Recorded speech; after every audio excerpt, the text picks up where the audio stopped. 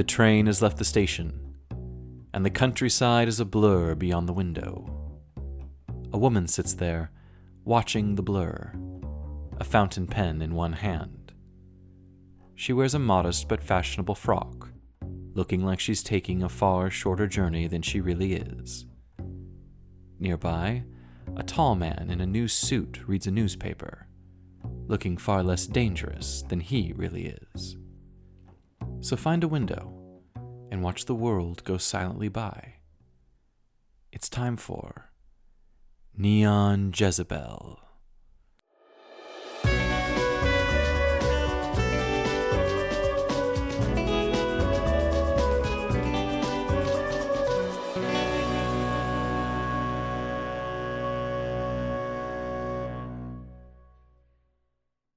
Hello, friends. We will return to this exciting episode of Neon Jezebel in just a moment. But first, a word from Baby Blue Manatorine Cigarettes. Extra-dimensional pockets are the public safety scourge of our age. Areas of friction between our fourth-dimensional space and fifth-dimensional space can appear anywhere and at any moment. If one appears near you, it could have extremely detrimental effects to your psychological health. There's only one way to protect yourself from the adverse effects of extra-dimensional exposure, and that's Manatorine. Manatorine is FDA approved to combat the psychological toll extra-dimensional pockets can have on a person. Lighting up a Manatorine cigarette while in the vicinity of one such pocket can save you weeks, months, or even years of psychological distress. Baby Blue Manatorine cigarettes are wrapped in our patented Baby Blue fast-catching paper. No cigarette paper in the world lights as quickly or reliably as Baby Blue's. Baby Blue fast-catching paper not only lights faster, but it burns hotter too. Each strip of Baby Blue fast-catching paper is treated with a special and entirely safe chemical compound that increases the normal temperature of a lit cigarette, which means the Manatorine inside oxidizes faster and gives you a stronger dose of Manatorine than any other product on the market. Nothing is faster, and nothing is safer when it comes to extra-dimensional pockets. Get the relief and protection you need right when you need it with Baby Blue fast-catching paper, found only in Baby Blue Manatorine cigarettes. That's Baby Blue. Ask for it by name. And now, back to the program.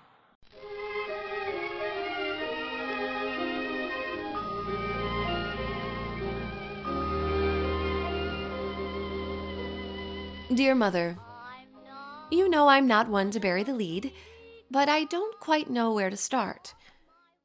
I'm leaving. I'm married. I know. As I write this, I am aboard a train bound for Colorado. My old friends, the Free Winters, got in touch with me after they heard about my kidnapping. They offered to help in any way they could, and I asked if they might take me in for a while so that I might convalesce far from reminders of that strange ordeal. They were effusive in their acceptance. They even paid to upgrade my train tickets. Of course, a cross-country journey is a dangerous proposition for a woman alone. I could travel with my bodyguard, Lucien, but that can prove intolerable for some. For delicacy's sake, then, I asked Lucien if he would deign to marry me. It was not the stately soiree I know you dreamed of for me, for you, for Boston's high society. We went to the courthouse this morning to sign the necessary papers and have the justice of the peace go through his civil rituals. From there, we were off to the train station, and now we share a paltry honeymoon in a sleeper car. Don't pity me for this marriage of convenience. Lucien has shown every sign of being an adequate husband. More than that, it was bound to happen. From the first day he was in my employ, I suspected that we would marry. Our affinity was too immediate, and our contact was too constant for any other result. I became certain of our impending nuptials when we began to argue. There was simply too much passion in the way he questioned me, too much genuine care, and I found myself pushing back without the ego of an employer, but rather with the strange staunchness one finds during an intimate argument. I have every hope that ours will be a happy marriage. It remains to be seen how long it will take him to realize that I am no longer his superior, in the business sense at least. And I wonder who he will be when the husband emerges from the bodyguard. But such are the questions of every bride, I suppose. Mother, we never had the opportunity to talk about my kidnapping. The circus Uncle Henry kicked up around my return was too overwhelming, and the tent was hardly collapsed when necessity called you back to Boston. It was very diplomatic of you to invite me to return with you. We both knew you would ask, and we both knew I would refuse. Just as, I believe, we both knew that the circus was the entire purpose of my taking. I won't hear you deny it. It was too perfect to be unconstructed, and I saw Uncle Benjamin's trademarks on it from the start. He showed his hand too early. When those first threatening letters started arriving, his insistence that I use some of his lackeys as bodyguards was too professional. I'm sure that air is refreshing and calming to his clients, but I am family. I am a Syme. One does not grow up in that house of whispers without learning to see espionage spinning its webs in every neglected corner. It was clumsy of him to make the offer, and clumsier still to have his spies submit their applications when I called publicly for them. I suppose he did not quite know what good those spies were to do him at the time. He smelled opportunity and fumbled through the darkness to grasp it. It is forgivable, the clumsiness, and I don't mention it to impugn his skills as a spymaster. In that vein, I highly recommend the services of one of his minions, a fellow by the name of Ryan Wolfe. He not only got himself an interview with me, but I came quite close to hiring him. He was perfect right up until the end. That Carolinian accent he put on was well researched, but it slipped on one A. Hearing one sour note in a symphony is the privilege of our House of Whispers. Do consider this a letter of recommendation on Mr. Wolfe's part. He was excellent. Della Kane was better. Naturally, I was suspicious when she first wrote to me. Anyone who requests private counseling without any prior meeting is to be suspected. However, I did grant her an interview, and my first sight of her dispelled any doubts completely. Have you seen Miss Kane? She is a woman who nearly became a bird, but then found she could not become a woman again. There was no question that something profound had happened to her.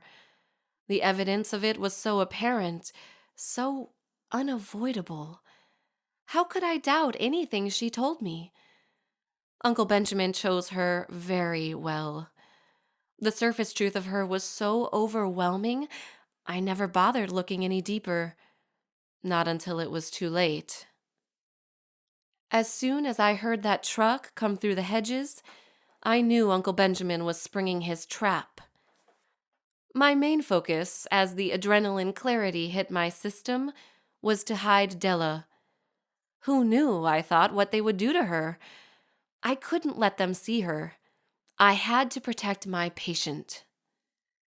So you can imagine my surprise when they burst through my bedroom door, looked me in the eyes, and asked where Jezebel was. I was stunned. They weren't here for me. I had been so sure that realizing they didn't care who I was paralyzed me. I was frozen as they tossed the room, finding Della in the closet. It wasn't until I saw her fighting back that I even thought of resisting. That was when they pulled out the guns. Have you ever looked down the barrel of a gun, Mother? When Uncle Benjamin told you his plan, did he mention guns? How much did you know? I'm curious. They were leaving then, leaving me sitting on my bed, helpless, until Della pulled one of their masks off. She was clawing and fighting them, I remember watching one of her feathers drifting down. It was such a slow fall. It didn't seem right that something should drift so gently down in that moment of screaming and fighting. But she got one of their masks off, and I saw his face. That was why they took me. That was the only reason they took me. Della played her role so well. How long was I gone before Uncle Henry alerted the media? I know it was the same day.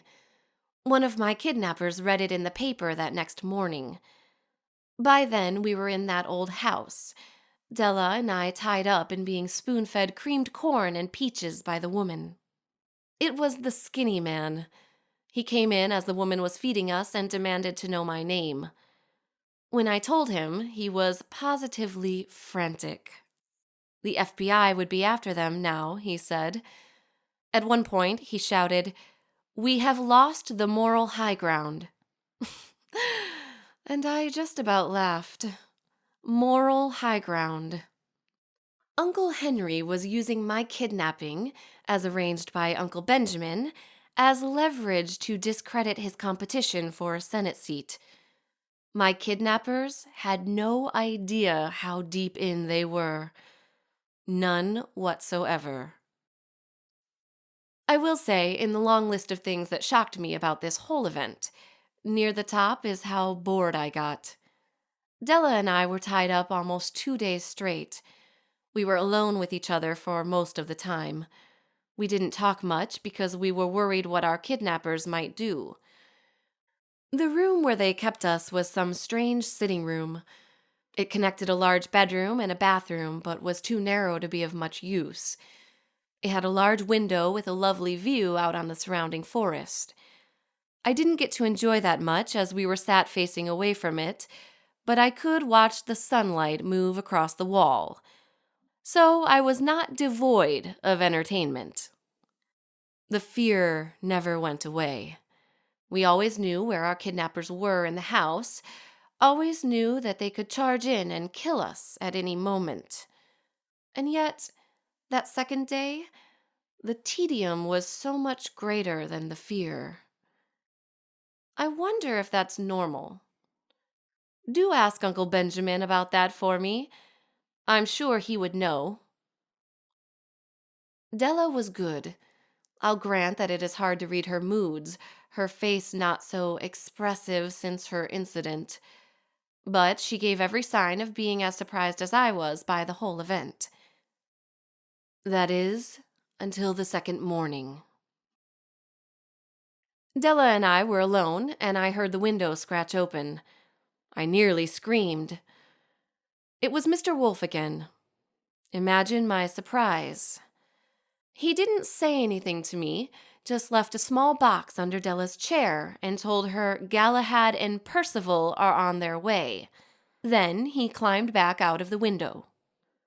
Della refused to answer any of my appertaining questions. A few hours later, there was gunfire. More screaming. But you know that part.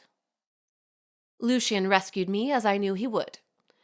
Uncle Henry got the newspapers to ravage that pastor he was running against without ever implicating the man. Della escaped out the window and disappeared. It was masterful. My congratulations to Uncle Benjamin on a scheme well executed.